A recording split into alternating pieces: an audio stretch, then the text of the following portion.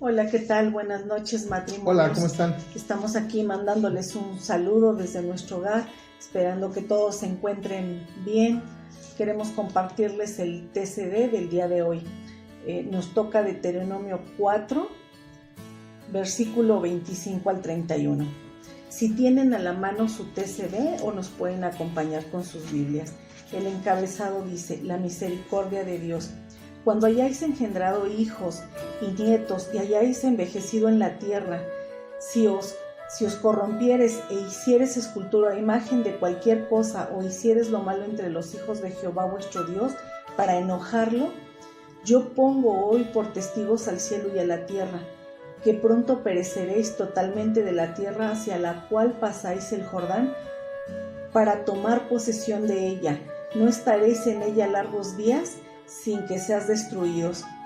Ahí Dios le está hablando, Moisés le está hablando al pueblo de Israel y haciéndoles la advertencia de que después de que ellos ya tuvieron generaciones, ya tuvieron hijos, ya tuvieron nietos, a los cuales les han mostrado el camino por donde Dios los ha llevado, de donde los ha sacado, todos los milagros y maravillas que Dios hizo con ellos, que fueron testigos de todo, del poder y de la grandeza de su Dios.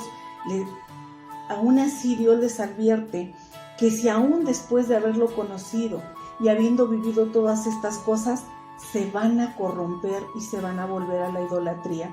Corromper significa echar a perder o arruinar. Si después de todo ese tiempo ellos van a arruinar el plan de Dios, los propósitos que Dios tenía para ellos, después de haberle conocido, les dice que pone al cielo y a la tierra por testigo, que los va a sacar de esa tierra que Él ya les regaló. Entonces, pues es algo que el pueblo de Dios no quiso ver, que aún después de las advertencias que Moisés les hacía, ellos siguieron en su afanamiento de desviarse del camino de Dios.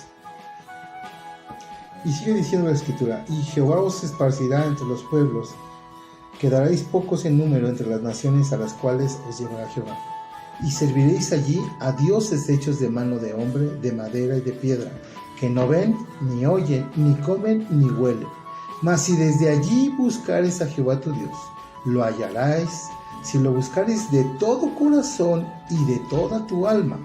Cuando estuvieres en angustia y te alcanzaren todas estas cosas, si en los postreros días te volveres a Jehová tu Dios y oyeres su voz, porque Dios misericordioso es Jehová tu Dios, no te dejará ni te destruirá, ni se olvidará del pacto que les juró a sus padres. Parece ser una palabra muy fuerte, pero mira, amado hermano, yo quiero hoy que reflexionemos y meditemos en esta palabra. Ellos habían pasado 40 años, ¿sí?, en el desierto, y antes de ir al desierto ellos vieron todas las maravillas que Dios hizo, todas las plagas que mandó para que Faraón los dejara libres. Abrió el mar rojo, les cayó pan del cielo, el maná, ¿sí?, les llovió carne con las codornices, estaba la nube, sí, que los protegía, la columna de fuego, la piedra de Oreb que les seguía y les daba el agua todos los días. ¿Cómo es posible que ellos se fueran a corromper e ir en pos de un Dios que no habla y que no oye? No hay una comparación en un Dios poderoso con un Dios que no hace nada. Entonces, ¿por qué la gente se corrompe? El mismo día de hoy, nosotros vemos a un Dios poderoso que hace señales y prodigios, que tiene cuidado de nuestra vida.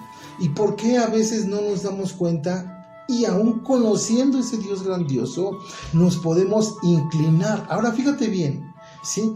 Dice que ellos servirían a dioses hechos de manos.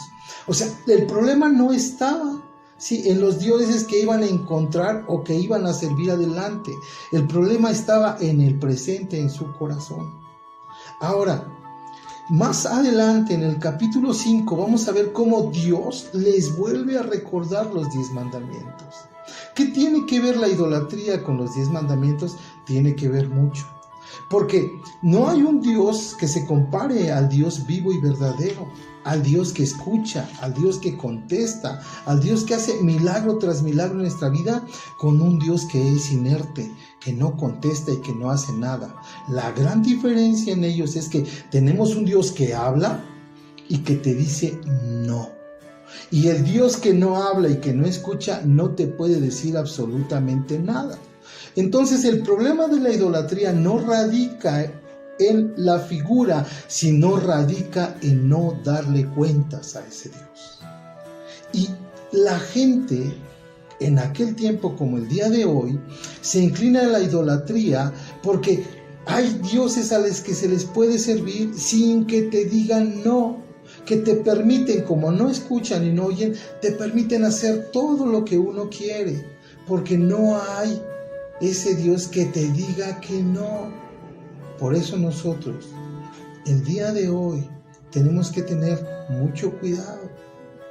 Porque incluso el día de hoy que estamos pasando por esta contingencia, las autoridades te dicen que no salgas, que te quedes en casa. Y dice que toda autoridad ha sido puesta por Dios y aquel que resiste a la autoridad, a Dios resiste.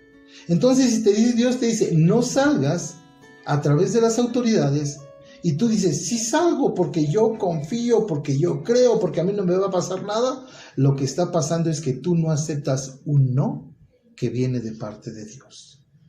Y cuando nosotros no aceptamos los no de Dios o las prohibiciones de Dios, o le decimos no, es que esto, es que el otro. De hecho, déjame decírtelo, el día de hoy tenemos una de las pruebas más grandes.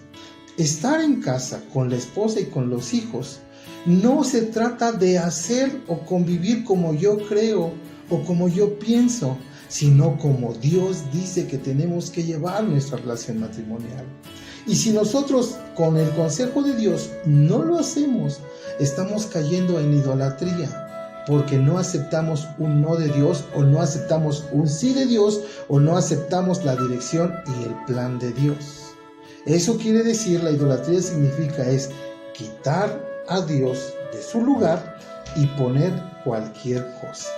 El primer nombre con el que Dios se le da a conocer a Moisés es yo soy el que soy. 3 veces yo, y es impronunciable el nombre de Dios. Los hebreos no pueden pronunciar el yo porque era un nombre que se atribuía a Dios mismo. El día de hoy es muy fácil caer en actitudes idólatras dentro de casa cuando yo digo, es que las cosas se dicen como yo hago, es que las cosas se hacen como yo digo, es que yo creo que las cosas son así. Y eso, aunque tú no te das cuenta, amado hermano, amada hermana, empiezas a quitar a Dios y pones al Dios que todo mundo casi sirve, que se llama yo y que en griego se pronuncia ego. Y te empiezas a volver egocéntrico. Y egocéntrico significa que tú eres el centro de tu vida, cuando nosotros deberíamos de ser totalmente cristocéntricos. Que Cristo sea el centro de nuestra vida.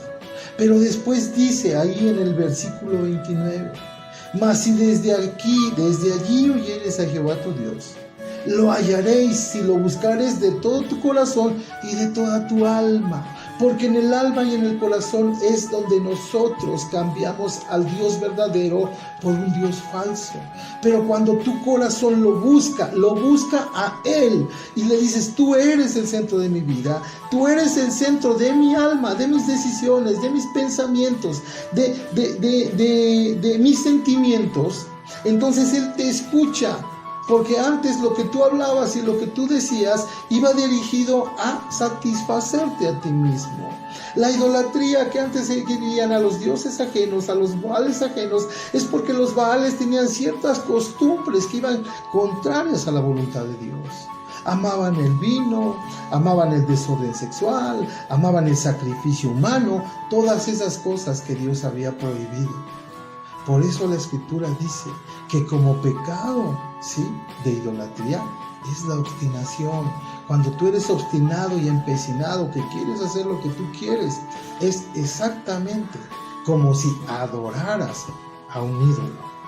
y hay que cuidarnos mucho. Lo que tenemos que hacer es darle lugar en nuestra alma, en nuestras decisiones, en nuestros pensamientos y en nuestras emociones a Dios y en nuestro corazón. Y nuestro corazón simboliza nuestra vida.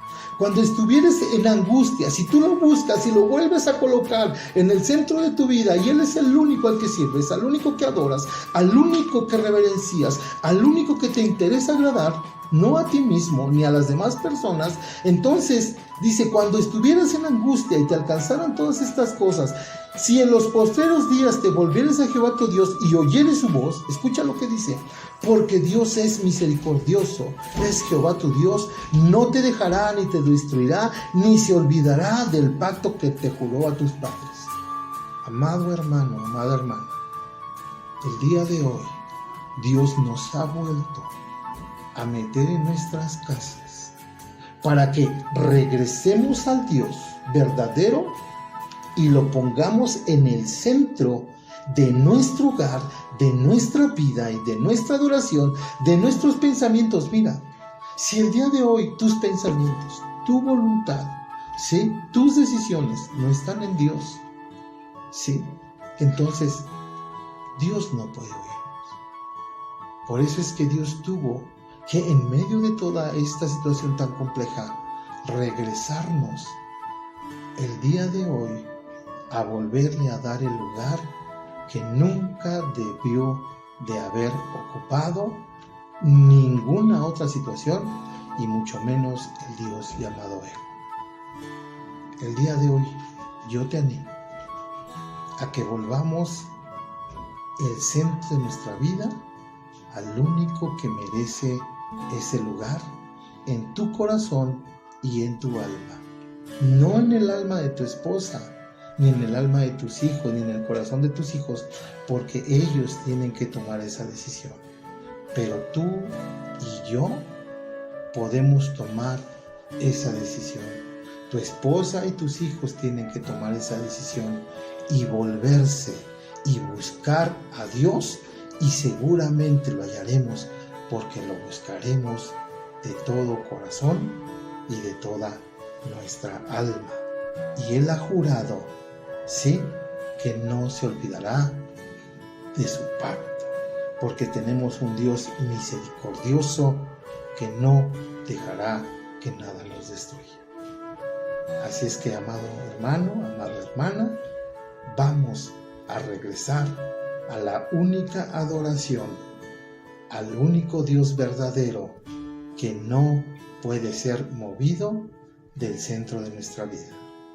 Nos da un gusto saludarte por este medio. Esperamos que estés muy bien.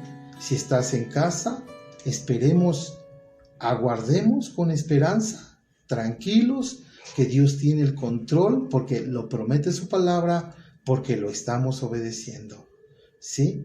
Y el tiempo que sea necesario, Dios nos guardará, Dios proveerá y Dios nos bendecirá. Seguimos orando por cada uno de ustedes. ¿Querías decir algo? Aprovechen este tiempo para poner en orden todos los pendientes. Y no les digo todos los pendientes en cuanto a los quehaceres. Sabemos que esos nunca se terminan. Pero en cuanto a los pendientes con el esposo, cosas que tenemos que hablar, que ordenar, que dar prioridad a las cosas que las tienen, con los hijos igualmente. A lo mejor no hemos tenido el tiempo de platicar ciertos temas, de sentarnos a ver sus necesidades, pues yo creo que Dios nos está dando ese tiempo de volver el corazón de los hijos hacia de los padres y de los padres hacia los hijos. Yo creo que es un tiempo que tenemos que aprovecharlo, no verlo como una desgracia. Dios nos está juntando como familias, porque yo creo que está esperando esa adoración familiar que debimos de haberle dado todo el tiempo. Que Dios les bendiga, amados. Les extrañamos y esperamos vernos pronto. Y recuerda, desobedecer es igual a idolatría, y obedecer es igual a amarlo con toda nuestra alma y con todo nuestro corazón. Que Dios les bendiga.